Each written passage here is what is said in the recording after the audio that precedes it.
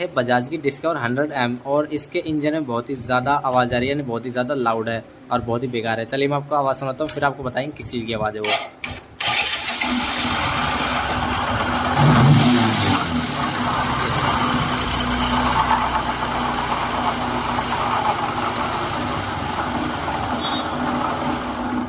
तो दोस्तों आपने आवाज़ सुनी, ये आवाज़ तब आती है जब क्रैंक के जो मेन बेरिंग होते हैं दोनों तरफ के वो टूट जाते हैं। तो ये बेरिंग हमें चेंज करवाने और साथ ही कंप्लीट इंजन का काम करवा लेना है, ये प्रॉब्लम सॉल्व हो जाएगी।